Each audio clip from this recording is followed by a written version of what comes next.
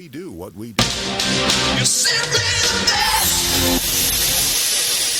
Classic Hits, KLOR. Beverly here, Shannon, Mallory patiently waiting in the studio. Yeah, we're here. I just want everybody to know that I walked in this morning and I could hear the music playing from the studio at, what is it, like just barely 8 a.m.? It's exactly 8 a.m. right now, listeners out there. Where did you hear it at? I came in the door of the studio and I could hear what music was playing because Beverly had it cranked up so loud in here. Every now and then you got to go. I also had it in my headphones. So. Yeah, exactly. So you could feel the music in this station. And what did you say about music, though?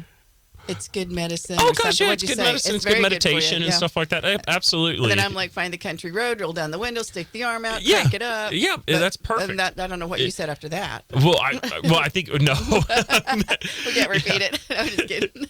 But yeah. But I'm happy to have you here this morning. Yeah, I'm happy to be here today, too. Yeah. It's beautiful out. We had those little bit of windstorms go through last night. 67 outside right now. Ooh, that's nice. Pretty. Yeah. For June. Yeah, we'll take that. It's going to get very hot next week. Yeah. We've got 4-H camp coming up next week, and it's going to be like 95. And I always look forward to 4-H camp, but I am not looking forward to 95 degrees outside every day. The dry 95, but not the humidity, because that's the thing with Oklahoma. Yeah, it's going to be sweaty. Yeah. Sweaty's the word. Yep. Now, with the weather getting warmer, is that when we have to worry more about the ticks coming out? Typically, yes. Yeah. So we're going to be talking about some ticks today, and just a lot of things that make you itch or little creepy crawly, kind of irritating. Yeah. So today we're going to talk a little bit about ticks.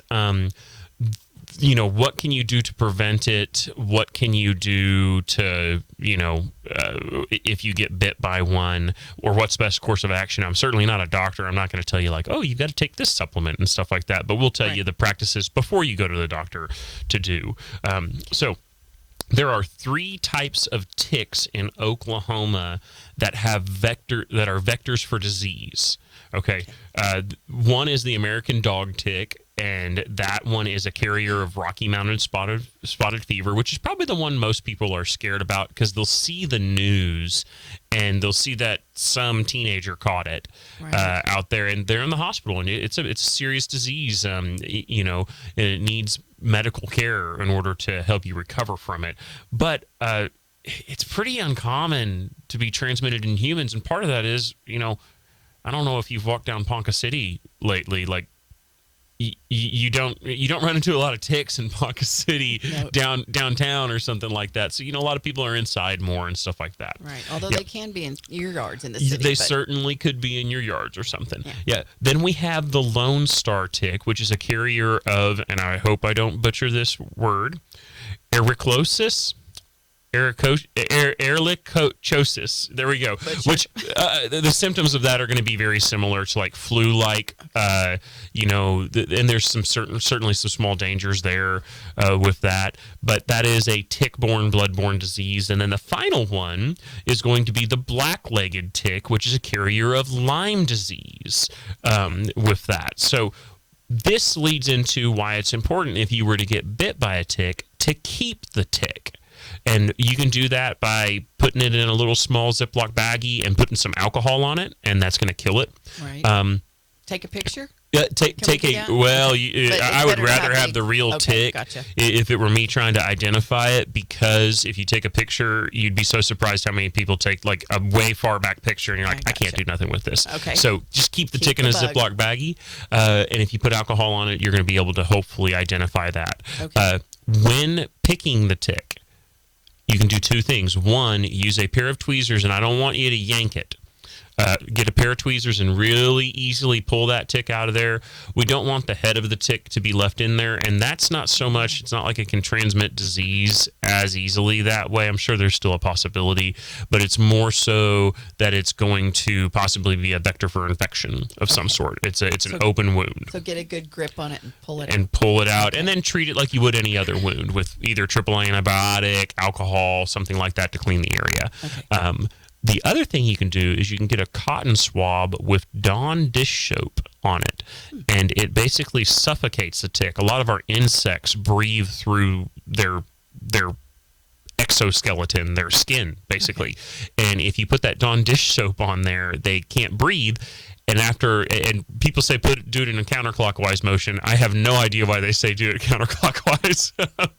But that tick will eventually suffocate a little bit and work its way out of there on it. And that's my preferred method to do that. So it will let go?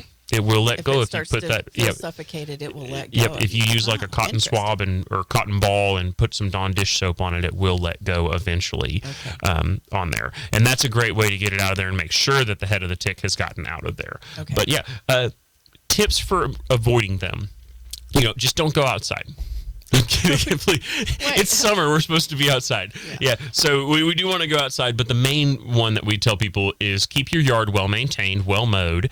Ticks, any other types of little bugs on the ground, they do not like being in low-cut, very sunny, open air areas. They love the humid woods and brush piles and all of that. Okay. So keep your area tidy around your house. There's always the chance that a dog brings it inside or something like that. So, if you're using the flea and tick protection on your animals that are staying inside with you, that's good. Another one we don't recommend, if your dog is a dog who goes outside often, don't let them sleep in the bed with you. Have them have their own doggy bed or something like that. That's probably a problem with a lot of our dog lovers. Yes. Listeners that do that. And maybe check them when they come in. You're going to miss them. If you are, that's probably a given. Yeah, you're going to miss those ticks. There's possibly thousands of them. They're good hiders too. Yeah, they're very good hiders, and they get in there and stuff. And usually, you don't find them on your dog or cat until they've already bitten and had a little bit of a feed and gotten big enough to where you can see them on there. And then if they sleep in the bed, you could wake up with it. You could wake up with a bunch of ticks on you. All right. Yes, okay. Exactly. David Hillock gave that comment on there of mowing your yards and stuff. He's our state master gardener coordinator and state horticulturalist. What was his name again? David Hillock. Yep. Smart guy. Yes, he's a very smart guy. And he said he also suggests removing dead wood, brush piles, other debris around the home, in addition to pay attention to the areas that your pets spend time outdoors. Okay. And there may be insecticide treatments that you could make if you felt there was a bunch of them out there. Right. Yeah. So, you know what? We've talked a bunch about ticks. We'll talk about poison ivies next week because we've already gone 7 minutes here, Beverly. Time. Are you sure? I want to go over in depth on poison ivy next week. The short answer is wash well after you go out into the woods and the brush. Is the short answer. There's your tip until next week. There you go. All right. Yep. We do have 3 positions open at the K County Extension Office. We still have our 4-H educator position open. If anybody is interested, education type degree is what we're looking for, or an agricultural related, or a lot of experience with working with youth and doing leadership type activities. And you don't have to get a degree just from OSU. No, you can have a degree from any accredited university. Sure. Yes, exactly. So we're still looking for a 4-H educator out there. If anybody in the area is interested in applying for that, it's a job that you can be really passionate about. It's a lot of fun. You get to work with kids most every day with that. Then we also have 2 new positions to the office that are going to be open.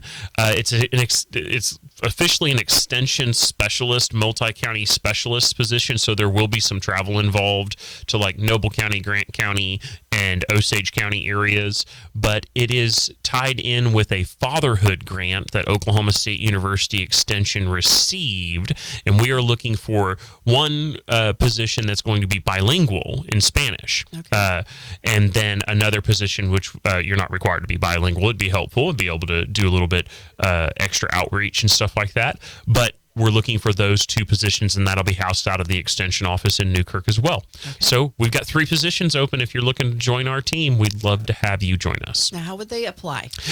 Thank you, Beverly. Online or call? Yeah, online. You can certainly call our office if you're interested, and we'll try to look at that. But it is jobs.okstate.edu, and then when you're searching for it, there's a little drop-down tab to select cooperative extension rather than the university campus or OSU Tulsa, OSU OKC, Muskogee. You would want to select the cooperative extension jobs. All right, but the number to call if they need more details. 580-362 3194, or if you want me to ID a tick that bit you, Okay. put it in a bag. Don't take a picture only, but get it in the bag. All right. Great information as always, Shannon. Thank you for joining us here at KLOR. And I have hair of the dog. Okay, there you go. Nazareth on 99.3.